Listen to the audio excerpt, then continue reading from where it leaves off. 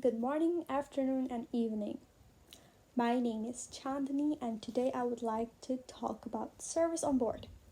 I would like to tell about what service on board exactly is, the beginning of the flight, during the flight, special meals on board, and what I've learned during my studies. I will tell you about two situations that I came across following my course and our training. To start with, I will talk about what service on board exactly is. Before I started with this education and heard about what service on board, I would only think about food and drink services, but that is not all. Service on board means actually a good service for the passenger. Give the right attention to each of the passenger. If you have an unaccompanied minor on board, help him or her and give them the attention that they need. If you have a passenger who travels for the first time, go to help him and give him the right feeling like he has been traveling every day. If you have a mother with an infant on board, go to her and ask her if she needs hot milk or something else for the baby.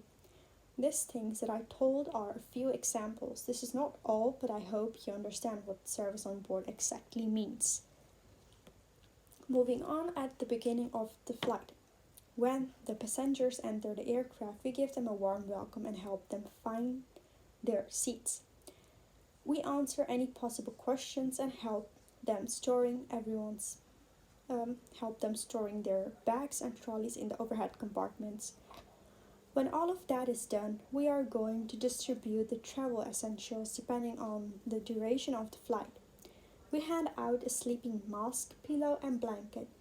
On long haul flights, for example, passengers can expect a lot of in flight entertainment. Passengers can indulge in an epic movie or TV show with their own screen that they have right in front of them. I will now turn to during the flight.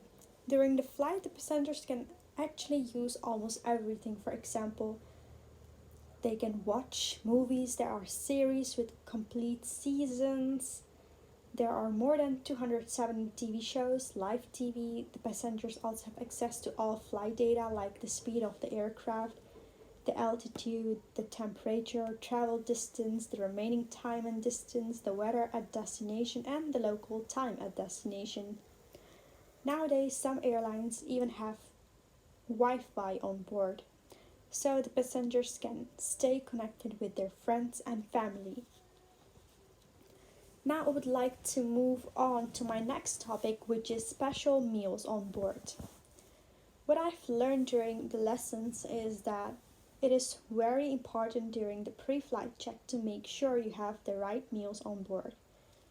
The reason why it is so important is because you get all kinds of different passengers on board who do not eat the same thing, for example, because of their religion or health. The special meals that should be on board are Asian vegetarian, Hindu meal, Japanese kosher meals, Muslim, vegan vegetarian, gluten intolerant, child, and Jain. The Muslim meal should be under the category religion because Muslim only eats halal and not pork. The gluten intolerant should be under the category medical, and the vegetarian meals are more likely to be categorized as lifestyle because it's their choice if they want to eat meat or not. How and when do you order this meal? Well, that is really simple. When you're booking your flight ticket, you get an option to choose what kind of meal you want to eat on board. You can add the meal you would like to have and add an extra description. If you're allergic of some kind of food, the airline and catering service will arrange the meal to be on board. The meals are only available on scheduled flights. Special meals should be booked 24 hours before the flight departs. And another way to book the meal is through My Trip, or you can contact the airline's contact center. Lastly, I will tell you about two situations I came across during my course. During my study in the cabin lessons, I learned to deal with the situation that might arise on board. One day it was my turn to do the role play to show how I would handle a specific situation. So my task was to do the cabin check before takeoff. While I was doing the cabin check, I came across a corpulent passenger which was sitting at an emergency exit. This is not allowed, of course. So I went over to the passenger and asked him if it was okay to reseat the passenger. Well, the passenger did not want to change seats, and to persuade the passenger who was not an easy what was not an easy job too. But I still managed by offering the passenger a seat which had more leg space in the first row, and explained in a friendly way why the passenger could not sit at the emergency exit without hurting his feelings. Luckily, the passenger understood the situation and exchanged seats. What I have learned is that we should be careful with some passengers with how we speak to them, because sometimes our words may hurt them. The next time, if I come across the same situation again, I will do the same. Another situation I came across during the cabin class was that I needed to help a tall passenger who wanted more leg space. My task was to come up with an alternative for the passenger so that he could have a comfortable flight. Before I went up to the passenger, I looked if there was an empty seat in the comfort, which could be a good solution for the passenger, but he only needed to pay a bit more if he wanted the comfort seat. I walked to the passenger and offered him the seat, but the passenger did not want to pay a single penny for the extra. So I offered him a seat which is next to the emergency exit and also has more leg space. Also, I explained what it means to sit at an emergency exit and the process of what he needs to do in case of an emergency.